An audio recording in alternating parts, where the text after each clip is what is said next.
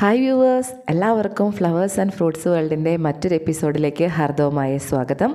ഇന്ന് നമ്മൾ പരിചയപ്പെടുത്തുന്നു എന്ന് പറയാൻ പറ്റില്ല, നമ്മുടെ വീട്ടിലെ തന്നെ ഒരു അംഗമായിട്ടുള്ള ഒരു ചെടിയാണ് കേട്ടോ. എല്ലാവരുടെ വീട്ടിലും ഒരു ചെടിയെങ്കിലും ഇതുണ്ടാകേണ്ടതാണ്. ഇനി ഇല്ലയെന്ന് വെച്ചിട്ട് വിഷമിക്കേണ്ട, നമുക്ക് മേടിക്കാം.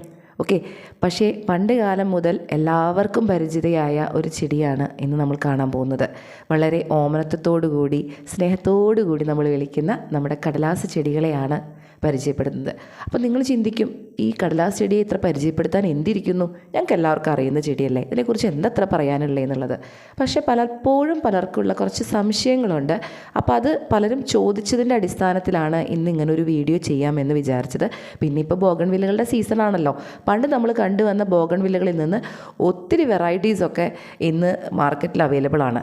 നമ്മുടെ തന്നെ പേരുകളിൽ ഇനി അടുത്ത കാലഘട്ടങ്ങളിൽ ബോഗൺവില്ലകൾ വരുമോ എന്ന് സംശയം തോന്നുന്ന രീതിയിലാണ് പല പേരുകളിലും ബോഗൺവില്ലകൾ മാർക്കറ്റിൽ അവൈലബിൾ ആകുന്നത്. അപ്പോൾ ഇന്ന് ബോഗൺവില്ലയെക്കുറിച്ചുള്ള കുറച്ച് കാര്യങ്ങൾ, അതായത് എങ്ങനെ പോട്ട് ചെയ്യണമെന്ന് വെച്ചാൽ സാധാരണ നമ്മൾ പറയുന്ന പോലെ ഒരു ബോഗൺവില്ല എങ്ങനെ പോട്ട് ചെയ്യണം ആ രീതിയല്ല പറയുന്നത്. ഓൺലൈനിൽ നിന്ന് വാങ്ങുന്ന ബോഗൺവില്ലകൾ പോട്ട് ചെയ്യുമ്പോൾ നമ്മൾ പ്രത്യേകം ശ്രദ്ധിക്കണം. അങ്ങനെയുള്ള കുറച്ച് കാര്യങ്ങൾ, അതിൻ്റെ കെയറിങ് എങ്ങനെയൊക്കെയാണ്, ഇതൊക്കെയാണ് നമ്മൾ ഇന്ന് പറഞ്ഞു പോകുന്നത്. അപ്പോൾ എല്ലാവരും വീഡിയോ കാണുക, സബ്സ്ക്രൈബ് ചെയ്യുക, ഷെയർ ചെയ്യുക. ഇത്രയൊക്കെയാണ് പറയാനുള്ളത്. ദെൻ നമുക്ക് വീഡിയോയിലേക്ക് കിടക്കാം. അപ്പോൾ ബോഗൺവില്ലയെക്കുറിച്ച് പറയുമ്പോൾ എല്ലാവർക്കും അറിയാവുന്ന പോലെ വളരെ പോപ്പുലർ ആയിട്ടുള്ളൊരു ഓർണമെൻ്റൽ ചെടിയാണ് ബോഗൺവില്ല.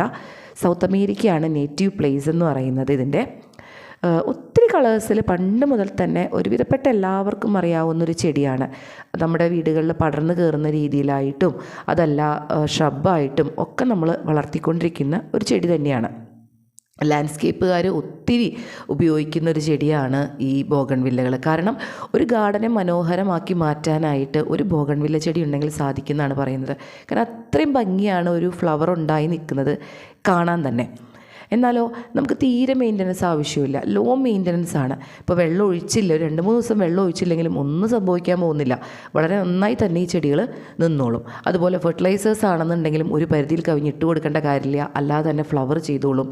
അങ്ങനെ വലിയ കണ്ടീഷൻസ് ഒന്നും അപ്ലൈ ചെയ്യപ്പെടാത്ത ഒരു ചെടിയാണ് നമ്മുടെ ബോഗൺവില്ല എന്ന് പറയുന്നത്. അപ്പോൾ ഇതിൻ്റെ ബാക്കിയുള്ള ഡീറ്റെയിൽസ് എന്ന് പറഞ്ഞു കഴിഞ്ഞാൽ, ഇപ്പോൾ സൺലൈറ്റ് ആണെങ്കിലും ഇതിൻ്റെ വാട്ടറിങ് ആണെന്നുണ്ടെങ്കിലും ഇതിൻ്റെ പ്രൂണിങ് ആണെന്നുണ്ടെങ്കിലും ഇതിലൊക്കെ ശ്രദ്ധിക്കേണ്ട കാര്യം എന്താണെന്ന് വെച്ചാൽ, സൺലൈറ്റ് നമുക്ക് അറ്റ്ലീസ്റ്റ് മിനിമം ഒരു 5 to 6 hours എങ്കിലും ഡയറക്റ്റ് സൺലൈറ്റ് ആവശ്യമാണ്, നിർബന്ധമുള്ള കാര്യമാണ്. അപ്പോൾ ഫുൾ സൺലൈറ്റ് ഉണ്ടെങ്കിൽ മാത്രമാണ് അത്രയും നന്നായിട്ട് ഫ്ലവർ ചെയ്യുള്ളൂ.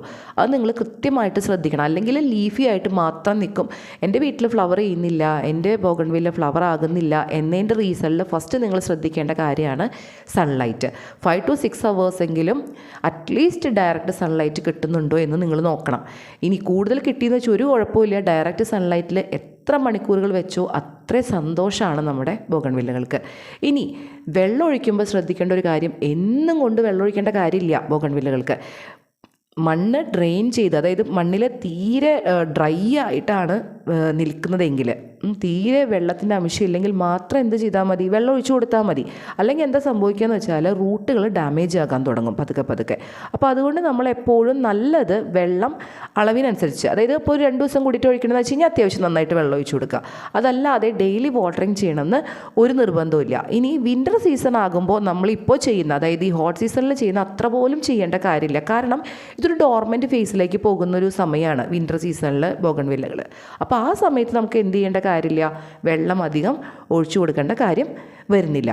പിന്നെ സോയിലിനെ കുറിച്ച് പറയുകയാണെന്നുണ്ടെങ്കിൽ വെൽ ഡ്രെയിൻഡ് ആയിട്ടുള്ള സോയിലായിരിക്കണം. അതായത് വെള്ളം തീരെ കെട്ടി നിൽക്കുന്ന സോയിൽസ് നല്ലതല്ല. അങ്ങനെ വന്നു കഴിഞ്ഞാൽ എന്ത് സംഭവിക്കുന്നു വെച്ച് കഴിഞ്ഞാൽ, ഈ പറഞ്ഞ പോലെ റൂട്ടുകൾ ഡാമേജ് ആകാനായിട്ട് തുടങ്ങും. അപ്പോൾ അവിടെ ഫംഗൽ ഡിസീസുകൾ വരും. അങ്ങനെ ഫംഗൽ ഡിസീസ് വന്നു കഴിഞ്ഞാൽ പതുക്കെ ബോഗൺവില്ലകൾ നശിച്ച് ഓരോ കമ്പും ഉണങ്ങി നശിക്കാനായിട്ട് തുടങ്ങും. അതുപോലെ ലൈറ്റ് ആൻഡ് ലോമി സോയിൽസൊക്കെ യൂസ് ചെയ്യാനായിട്ട് ശ്രദ്ധിക്കുക. അതുപോലെ തന്നെ സോയിൽ എപ്പോഴും സ്ലൈറ്റ്ലി അസിഡിക് ടു ഒരു ന്യൂട്രൽ തരത്തിലുള്ള സോയിൽസ് യൂസ് ചെയ്യുക. അതായത് pHൻ്റെ കണ്ടൻറ്റ് ഒരു 5.5 to 7 വരെ വരുന്ന ഒരു pHൻ്റെ കണ്ടൻറ്റ് വരുന്ന രീതിയിലൊക്കെ സോയിൽസ് യൂസ് ചെയ്യുന്നത് വളരെ നല്ലതാണ്. ഇനി ഫെർട്ടിലൈസേഴ്സ് നമ്മൾ യൂസ് ചെയ്യുമ്പോൾ ശ്രദ്ധിക്കേണ്ട എന്താ വെച്ച് കഴിഞ്ഞാൽ നൈട്രജൻ്റെ കണ്ടൻറ്റ് കുറവുള്ള ഫെർട്ടിലൈസേഴ്സ് അധികം യൂസ് ചെയ്യുക. കാരണം എന്താണെന്ന് വെച്ച് കഴിഞ്ഞാൽ നൈട്രജൻ്റെ കണ്ടൻറ്റ് കൂടുതലായി കഴിഞ്ഞാൽ ലീഫ് നന്നായിട്ട് ഗ്രോ ചെയ്യും. ലീഫാണ് ഉണ്ടാവുക, ഫ്ലവർ വളരെ കുറവായിരിക്കും. അപ്പോൾ അതുകൊണ്ട് നൈട്രജൻ്റെ കണ്ടൻറ്റ് കുറവുള്ള ഫെർട്ടിലൈസേഴ്സ് യൂസ് ചെയ്യാനായിട്ട് എപ്പോഴും ശ്രദ്ധിക്കുക. ഇനി വേറൊരു കാര്യം പറയാം, ഒത്തിരി ഫീഡിംഗ് ഒന്നും വേണ്ടാത്തൊരു ചെടിയാണ്. അപ്പോൾ അതുകൊണ്ട് ഒരു മിനിമത്തിലൂടെ ഇട്ട് കൊടുത്താൽ മതി. അതായത് വളരട്ടെ എന്ന് വെച്ചിട്ട് നിറച്ചിട്ട് കൊടുത്തു കഴിഞ്ഞാൽ അതും ഇത് ഈ പറഞ്ഞ പോലെ ബോഗൺവില്ലകൾ നാശാകാനായിട്ട് സാധ്യതയുണ്ട്. അപ്പോൾ അതുകൊണ്ട് വളരെ കുറച്ച് ആവശ്യത്തിൽ, ഇപ്പോൾ ചില കുട്ടികൾ ഭക്ഷണം കഴിക്കില്ല, അങ്ങനെ കുത്തിക്കയറ്റി നിങ്ങൾ കൊടുക്കില്ലേ, അതുപോലെ ഒന്നും കൊടുക്കണ്ട കേട്ടോ ബോഗൺവില്ലകൾക്ക്. വളരെ കുറച്ച് ആവശ്യത്തിൽ കൊടുത്താൽ മതി. ഇപ്പോൾ ഒരു സ്പ്രിങ് സമ്മർ സീസണൊക്കെ ആണെന്നുണ്ടെങ്കിൽ ഒരു 4 to 6 വീക്സ് കൂടുമ്പോൾ നമുക്ക് ഫെർട്ടിലൈസേഴ്സ് ചെയ്യാം. അതിപ്പോൾ ഓർഗാനിക് ആയാലും കെമിക്കലും നമുക്ക് ചെയ്യാം. നൈട്രജൻ്റെ കണ്ടൻറ്റ് കുറഞ്ഞ ഫെർട്ടിലൈസേഴ്സ് ചെയ്യാനായിട്ട് എപ്പോഴും ശ്രദ്ധിക്കുക. ഇനി വിൻ്റർ സീസൺ ആണെന്നുണ്ടെങ്കിൽ അവോയ്ഡ് ചെയ്യുക, ഫെർട്ടിലൈസേഴ്സ് തീരെ യൂസ് ചെയ്യേണ്ട. കാരണം അത് ഡോർമൻറ്റ് ഫേസാണ്, ആക്റ്റീവ് ആയിരിക്കില്ല ചെടി. അപ്പോൾ ആ സമയത്ത് നമ്മൾ എന്ത് ചെയ്യേണ്ട, ഫെർട്ടിലൈസേഴ്സ് ഒന്നും യൂസ് ചെയ്യേണ്ട കാര്യമില്ല.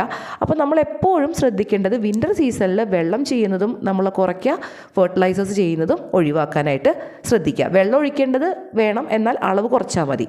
ഇനി പ്രൂണിങ് ആണെന്നുണ്ടെങ്കിൽ റെഗുലർ പ്രൂണിങ് ഇഷ്ടപ്പെടുന്ന ഒരു ചെടിയാണ് ബോഗൺവില്ല. മറ്റുള്ള ചെടികളെ പോലെയല്ല, അവർക്ക് ഭയങ്കര ഇഷ്ടമാണ് പ്രൂണിങ്. അപ്പോൾ നമ്മൾ എന്ത് ചെയ്യുക, പ്രൂണിങ് ചെയ്തു കൊടുത്തുകൊണ്ടേ ഇരിക്കുക. എപ്പോഴും നല്ലത് ലേറ്റ് വിൻ്ററിലോ അതല്ലാന്നാണെങ്കിൽ ഏർലി സ്പ്രിങ്ങിലോ ചെയ്തു കൊടുക്കുന്നതാണ് എപ്പോഴും നല്ലത്. ഇപ്പോൾ ഫ്ലവറായി നിൽക്കുന്ന സമയത്ത് നമ്മൾ ചെയ്തു കൊടുക്കുന്നതിനേക്കാൾ നല്ലത് കുറച്ച് ഫ്ലവറിങ് സീസൺ കഴിഞ്ഞിട്ട് അല്ലെങ്കിൽ ഫ്ലവറിങ് സീസൺ തുടങ്ങുന്നതിന് മുമ്പായിട്ട് ചെയ്യുക. ഇനി ഫ്ലവർ ചെയ്യുന്ന സീസൺ ആണെങ്കിലും ഫ്ലവർ കഴിഞ്ഞതിന് ശേഷം ജസ്റ്റ് ഒന്ന് കട്ട് ചെയ്ത് കൊടുത്താലും നല്ലതാണ്. അപ്പോൾ അവിടെ നിന്ന് പുതിയ തളിരില വരാനും അവിടെ നിന്ന് നന്നായിട്ട് ഫ്ലവർ ചെയ്യാനും നല്ലതാണ്. അങ്ങനെ പ്രൂൺ ചെയ്ത് കൊടുത്തതിന് ശേഷം ഫെർട്ടിലൈസർ കൊടുക്കുന്നതും ബെറ്ററാണ്. എല്ലുപൊടിയൊക്കെ ഇട്ട് കൊടുക്കുന്നത് വളരെ നല്ലതാണ്. അപ്പോൾ അങ്ങനെ ഉണ്ടായിക്കഴിഞ്ഞാൽ നന്നായിട്ട് ഫ്ലവർ ചെയ്യാനായിട്ട് ചാൻസ് കൂടുതലാണ്. ഇനി പോട്ട് ചെയ്യുമ്പോൾ ശ്രദ്ധിക്കേണ്ടത്, ഇതിന് ഉതകുന്ന പോട്ടുകൾ നിങ്ങൾ സെലക്ട് ചെയ്യുക. എപ്പോഴും നല്ല വലിയ പോട്ടുകളാണ് ബോഗൺവില്ലയ്ക്ക് നല്ലത്. അപ്പോൾ വലിയ പോട്ടുകളാകുമ്പോൾ അതിനനുസരിച്ച് ഇത് ഗ്രോ ചെയ്യാനും ഇതിൻ്റെ റൂട്ടുകളൊക്കെ നന്നായിട്ട് ഇങ്ങനെ വളരാനൊക്കെ ചാൻസ് ഉണ്ട്. നേരെ മറിച്ച് കുഞ്ഞ് പോട്ടാകുമ്പോൾ അതിൻ്റെ ഉള്ളിലുള്ള വളർച്ച മാത്രമേ ഉണ്ടാകുള്ളൂ. ഇനി ചെറിയ ബോഗൺവില്ലകളൊക്കെ നമ്മൾ ചെറിയ പോട്ടിൽ വെച്ച് പിടിപ്പിച്ചതിന് ശേഷം മാത്രം എന്ത് ചെയ്താൽ മതി, വലിയ പോട്ടുകളിലേക്ക് മാറ്റിയാൽ മതി. അപ്പോൾ ഇത്രയൊക്കെയാണ് ഇതിൻ്റെ പെരിഫറലായിട്ട്, അല്ലെങ്കിൽ ഇതിൻ്റെ പെരിഫറൽ എന്നല്ല, ഒരു മൊത്തത്തിൽ ഒരു ബോഗൺവില്ല കെയർ ചെയ്യുമ്പോൾ നിങ്ങൾ ശ്രദ്ധിക്കേണ്ടേ, അല്ലാതെ വേറെ കൂടുതലായിട്ടൊന്നും ശ്രദ്ധിക്കേണ്ട. ഇനി ഓൺലൈനിൽ ഒരു ബോഗൺവില്ല മേടിക്കുമ്പോൾ എല്ലാവരും ചെയ്യുന്ന ഒരു മിസ്റ്റേക്കാണ്, ഇത് കിട്ടിയ ഉടനെ തന്നെ ചിലപ്പോൾ പോട്ട് ചെയ്യും. അതായത് ഒന്നുകിൽ നിങ്ങൾക്കിത് കിട്ടുന്നത് വിത്ത് പോട്ടായിരിക്കും. വിത്ത് പോട്ട് കിട്ടുകയാണെങ്കിൽ പിന്നീട് ഒന്നും ചെയ്യേണ്ട. സാധാരണ നിങ്ങളുടെ വീട്ടിലെ ബോഗൺവില്ലകൾ കെയർ ചെയ്യുന്ന പോലെ ആ പോട്ട് അങ്ങനെ തന്നെ വെച്ചിട്ട് ചെയ്താൽ മതി. പിന്നീട് റീപോർട്ട് ചെയ്യുന്ന സമയത്ത് മാത്രമേ ഇതൊക്കെ ശ്രദ്ധിക്കേണ്ട കാര്യമുള്ളൂ. ഇനി കവറിൽ നിങ്ങൾക്ക് കിട്ടുകയെന്ന് വിചാരിക്കൂ. ഈ കവറിൽ കിട്ടുന്ന സമയത്ത് ഫുൾ സോയിലോട് കൂടിയിട്ടാണ് നിങ്ങൾക്ക് കിട്ടുന്നതെങ്കിൽ, മണ്ണൊന്നും മാറ്റാതെ കറക്റ്റ് ആ കവറോട് കൂടിയിട്ടാണെങ്കിൽ പിന്നെ ഒന്നും ചെയ്യേണ്ട. ഒരാഴ്ച കാലം അങ്ങനെ തന്നെ വെക്കുക. ഒരാഴ്ച കഴിഞ്ഞതിന് ശേഷം മാത്രം എന്ത് ചെയ്താൽ മതി, പോട്ട് ചെയ്താൽ മതി. ഇനി ചിലപ്പോൾ നിങ്ങൾക്ക് കിട്ടുന്നത് മണ്ണ് കളഞ്ഞിട്ടായിരിക്കും. കുറച്ച് മണ്ണൊക്കെ കളഞ്ഞിട്ടാണെങ്കിൽ അത് നമ്മൾ അപ്പം തന്നെ പോട്ട് ചെയ്യണം, അല്ലെങ്കിൽ നശിച്ചു പോകാനുള്ള ചാൻസ് കൂടുതലാണ്. അപ്പോൾ അത് കിട്ടിക്കഴിഞ്ഞതിന് ശേഷം അതിന് ആപ്റ്റായിട്ടുള്ളൊരു പോട്ട് എടുക്കുക. ഞാൻ പറഞ്ഞല്ലോ എപ്പോഴും വലിയ പോട്ടുകളാണ് നല്ലത്. അപ്പോൾ വലിയൊരു പോട്ടിലേക്ക് വേറെ ഫെർട്ടിലൈസേഴ്സ് ഒന്നും നിങ്ങൾ ചേർക്കണ്ട. നിങ്ങളുടെ വീട്ടിലെ മണ്ണ് അത് മാത്രം നിങ്ങൾ ചേർക്കുക. ആ ചേർത്തതിലേക്ക് ഈ ബോഗൺവില്ല ഇറക്കി വെച്ചതിന് ശേഷം നിങ്ങൾ എന്ത് ചെയ്യുക, സാധാരണ മണ്ണിട്ട് ചെയ്താൽ മതി. അതിൻ്റെ വീഡിയോ ഞാൻ ഓൾറെഡി ഇതിൽ ചെയ്യുന്നുണ്ട്, അപ്പോൾ നിങ്ങൾ കാണുന്നുണ്ടാവും ഇപ്പോൾ അത്. അപ്പോൾ ആ രീതിയിൽ ജസ്റ്റ് ഒരു പോട്ട് എടുക്കുക, അതിലേക്ക് മണ്ണിടുക, ബോഗൺവില്ല നടുക, വീണ്ടും നമ്മുടെ മണ്ണിൽ അതൊന്ന് സെറ്റാകണം. അത് വെച്ചതിന് ശേഷം തണലത്തേക്ക് വെക്കുക. തീരെ വെയിലില്ലാത്തടത്ത് വെച്ച് പുതിയ ഇല വന്നതിന് ശേഷം എന്ത് ചെയ്യുക, വെയിലത്തോട്ട് വയ്ക്കുക. പുതിയ ഇലകൾ വന്നു തുടങ്ങിയതിന് ശേഷം. അപ്പോൾ ഇതിന് വെള്ളം ചെയ്യേണ്ടത് എങ്ങനെ, സ്പ്രേ ചെയ്ത് കൊടുക്കുക. വെള്ളം കെട്ടി നിൽക്കുന്ന രീതിയിൽ ചെയ്യാതെ സ്പ്രേ ചെയ്ത് കൊടുത്തുകൊണ്ട് മാത്രം നിങ്ങൾ പോട്ട് ചെയ്യുക. ബോഗൺവില്ല പോട്ട് ചെയ്യുമ്പോൾ പ്രത്യേകം ശ്രദ്ധിക്കുക, ഓൺലൈനിൽ നിന്ന് മേടിക്കുന്ന ബോഗൺവില്ലകൾക്ക് ഫെർട്ടിലൈസേഴ്സ് നിങ്ങൾ പരമാവധി ഒഴിവാക്കുക. സാധാ മണ്ണിൽ വെറുതെ വെക്കുക. ഇത് കഴിഞ്ഞ് നിങ്ങളുടെ മണ്ണിൽ അത് പിടിച്ചതിന് ശേഷം മാത്രം എന്ത് ചെയ്യുക, ഇതിലേക്ക് ഫെർട്ടിലൈസേഴ്സ് ചേർക്കാനായിട്ട് ശ്രദ്ധിക്കുക. അപ്പോൾ ഇത്രയും കാര്യങ്ങളൊക്കെ നിങ്ങൾ ശ്രദ്ധിച്ചാൽ മതി ഒരു ബോഗൺവില്ല പോട്ട് ചെയ്യുമ്പോൾ ചെയ്യേണ്ട കാര്യങ്ങൾ ഇത്രയൊക്കെയാണ്. വല്ലാതെ വേറെ കൂടുതൽ കാര്യങ്ങളൊന്നും ചെയ്യാനില്ല. ഇനി ബോഗൺവില്ലകൾ നമ്മുടെ മാർക്കറ്റിൽ ഇപ്പോൾ റെഡിലി അവൈലബിൾ ആണ് സെയിലിനെന്ന് അറിയാമല്ലോ. അപ്പോൾ നമ്മുടെ കയ്യിലും ഒത്തിരി ബോഗൺവില്ലാസ് ഉണ്ട്. വാങ്ങാൻ താല്പര്യമുള്ളവർക്ക് ഞാൻ ഡിസ്ക്രിപ്ഷൻ ബോക്സിൽ ലിങ്കും മറ്റുള്ള കാര്യങ്ങളൊക്കെ ഷെയർ ചെയ്യാം. വാട്സപ്പ് നമ്പറും ഷെയർ ചെയ്തിട്ടുണ്ട്. ബോഗൺവില്ലയുടെ ഒരു കോംബോയും ഇപ്പോൾ അവൈലബിൾ ആണ്. 10 ചെടിക്ക് 550 രൂപയായിട്ട് ഒരു കോംബോ ഇപ്പോൾ അവൈലബിൾ ആണ്. 550 + CC ആണ് വരുന്നത്. 10 പ്ലാന്റിന് വാങ്ങാൻ താല്പര്യമുള്ളവർ നമ്മുടെ ഗ്രൂപ്പിലേക്ക് ജോയിൻ ആകാനായിട്ട് നോക്കുക. അതുപോലെ തന്നെ അതിൻ്റെ ലിങ്കും കാര്യങ്ങളൊക്കെ ഞാൻ പ്രൊവൈഡ് ചെയ്യുന്നുണ്ട്, നമ്പറും പ്രൊവൈഡ് ചെയ്യുന്നുണ്ട്. അപ്പോൾ താല്പര്യമുള്ളവർക്ക് വാങ്ങാം. അപ്പോൾ ഇത്രയൊക്കെയാണ് ബോഗൺവില്ലയെക്കുറിച്ച് പറയാനുള്ളത്. എല്ലാവർക്കും വീഡിയോ ഇഷ്ടപ്പെട്ടു എന്ന് കരുതുന്നു. അടുത്തൊരു വീഡിയോ ആയിട്ട് എത്രയും പെട്ടെന്ന് കാണാം. അതുവരേക്കും ബൈ ബൈ.